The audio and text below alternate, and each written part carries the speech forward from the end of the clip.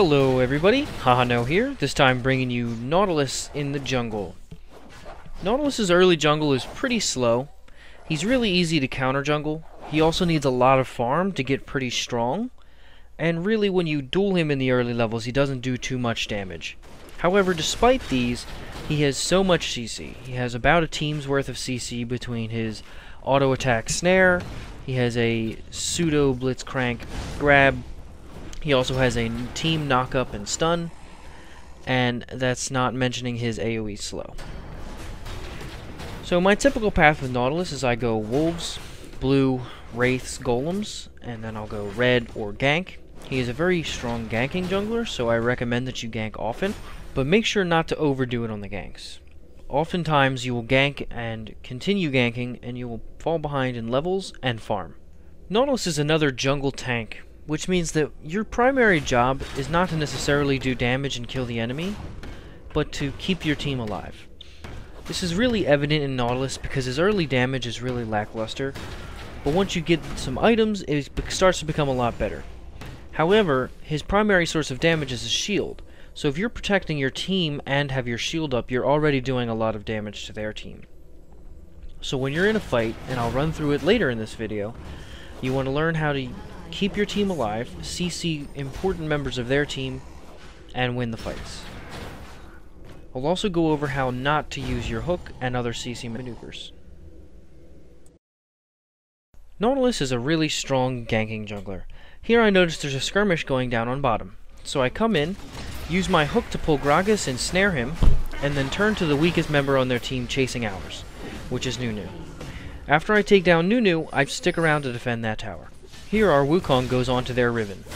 I come in, he knocks her up, I also knock her up and stun her, and then I miss a hook in anticipation of her flash to that side. She has a good flash and delay onto the outside, but it's not enough to keep her alive.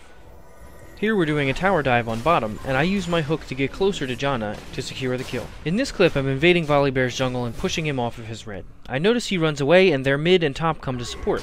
However, my mid's also here, so I jump onto the nearest target, which is Fizz, and lock him down long enough for our Cassiopeia to take him down. An important aspect of playing a tank is protecting your team. Here our mid gets jumped on, and I throw an anchor to try and help. However, I'm unable to, so I flash over the wall and land a snare in order for Gragas not to get the last auto attack. In this next clip, we're going to see a gank coming down on Lee Sin that quickly turns sour. Their enemy Shaco comes into the bush right behind us, which would have normally killed Shen. However, by using my CC package and keeping Shaco and Lee Sin knocked up, Shen is able to live through this. There's also a glitch that happens here where Lee Sin gets glitched towards the tower and ends up dying, but by CCing the correct targets in the right order, I was able to secure our top lane's life. When using your hookshot, you have to look out for something like this. Here, I pull their Shaco close enough to our mid to secure a kill for the enemy team. Much like Blitzcrank's grab, you have to be careful in who and where you grab them. One thing Nautilus does well is secure kills. Here the Riven dives our top lane, and is pretty fed.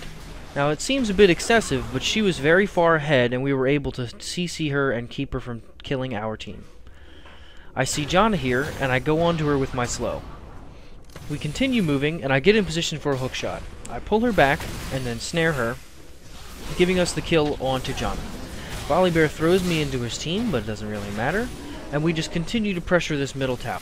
Here again we're pressuring the middle tower, and I walk in and snare whatever target is closest to me. I then move out because I'm taking a lot of turret damage, and go back in to secure more CC on their team. They end up taking down our mid, however we secure the kill on their Volibear as well as their team, and we push them back into their base, and our team dives in. I go to support my team, throwing my ultimate down on Fizz, and again moving out so I don't take any more tower hits. Then I come back in so that I can take some hits on the way out to help our allies escape this fight. From here we're going to recall and move on to Baron. At this Baron buff, you're going to see a very important reason that you take Smite, and that is to secure kills. If you look, their enemy is right up in the pit with us. However, with Smite, I'm able to secure the Baron, and then we turn around and begin CCing their team. I choose a target far away from their team, however my hookshot just barely misses. Here, I flash to pick up the next kill on a hookshot, and pull Volibear in, but he's able to flash out before I can auto attack. After we push into their base, we're looking to do some more damage. We now have a Baron buff, And Cassiopeia lands a good Ezreal stun, and then we stun him with a snare and pull him closer to us. I also land a snare on Janna, and doing that allows us to continue pressuring the Nexus. With only 3 members up right now, they're unable to stop us, and we push through and win. I hope you enjoyed this video of Jungle Nautilus. He's a strong CC jungler. He's able to keep people off his team, keep his team alive, and win a lot of games. If you like my videos, subscribe, and until then, good luck, have fun.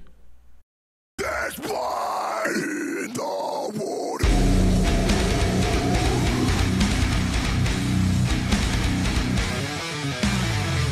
I would rather see your face.